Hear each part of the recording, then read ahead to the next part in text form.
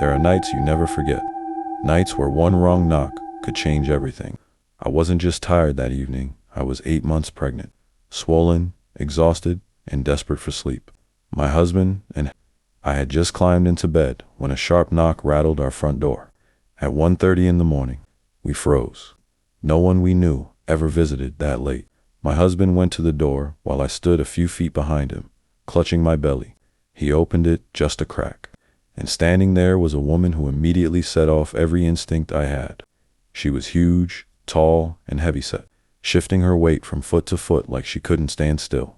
Her eyes twitched around wildly, like she was searching for something behind us, inside our home.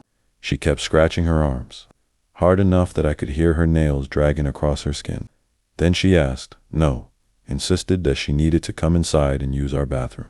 My husband told her firmly, "This isn't a public restroom. You need to leave." But she wasn't listening to him. She was staring past him, into the hallway, into the living room, at me. That cold feeling hit my stomach, the kind of fear that comes from knowing something is deeply, dangerously wrong. We locked the door the second he shut it, but she didn't leave. Instead, she grabbed our security door handle and began yanking it violently, shaking it so hard the metal clanged against the frame. The entire door rattled. I whispered, "Thank God we always locked that door." It was a habit, one that might have saved us. Then she snapped. She started pounding on the door with both fists, booming, echoing hits that shook through the whole house.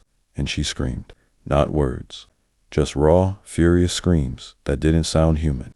My husband's patience broke. He swung the door open again, anger replacing fear. "Get out of here," he shouted, "or I'm calling the police." And then everything went silent. She froze. Her body went still, and she stared at us, not blinking, not moving, for 20 long, chilling seconds. It was like she was memorizing us. Then she turned around and calmly walked away. We shut off every light and moved quietly to the window, peeking through the blinds. She didn't leave the area. She walked straight into our neighbor's yard, where 2 people were waiting for her.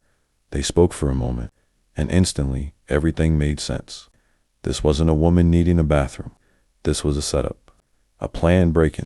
She was seeing if we'd open the door, checking how many people were inside, looking for weaknesses, and using my pregnancy like bait, expecting us to panic and let her in.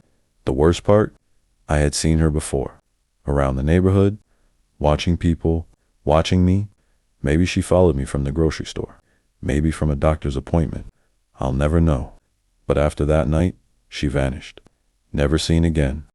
Sometimes I still wonder if she moved on to another neighborhood, or another pregnant woman who wasn't as lucky as we were.